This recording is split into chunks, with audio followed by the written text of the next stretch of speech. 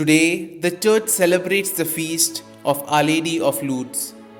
In the year 1858, between 11th February and 16th of July, Our Lady reportedly appeared 18 times to a 14-year-old girl named Marie Bernadette in a cave near Lourdes in southern France, situated in the foothills of the Great Pyrenees.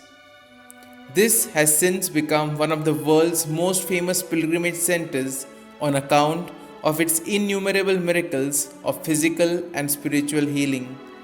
A basilica was built on the rock above the grotto in accordance with Our Lady's request to Saint Bernadette, and when this proved too small, the Rosary Church was added to it in 1901. In 1907, Pope St. Pius X extended to the Universal Church the observance of the feast with its special office and Mass, which has been authorized by Pope Leo XIII. Devout pilgrims thronged to the shrine from the very beginning.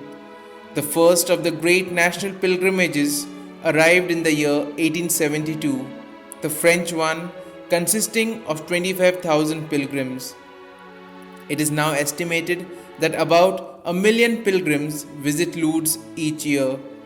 Of this, only a minuscule percentage, however, are suffering from bodily afflictions. The physical cures began within a few days of the first apparition and have continued ever since, and these are not confined to believers.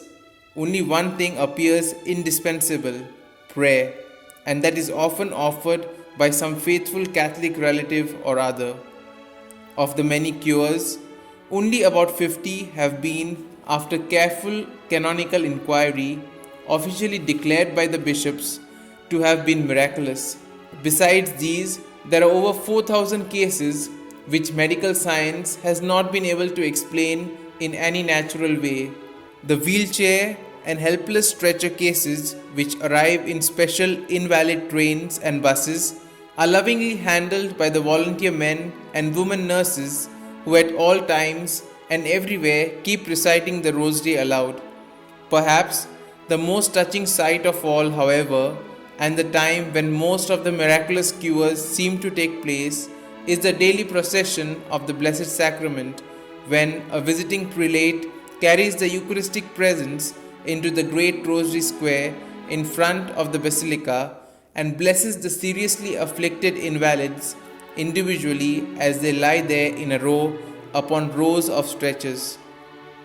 While this is going on, the invocators in turn recite the fervent invocations on behalf of the sick, and these are then taken up in a mighty chorus by the thousands of pilgrims present.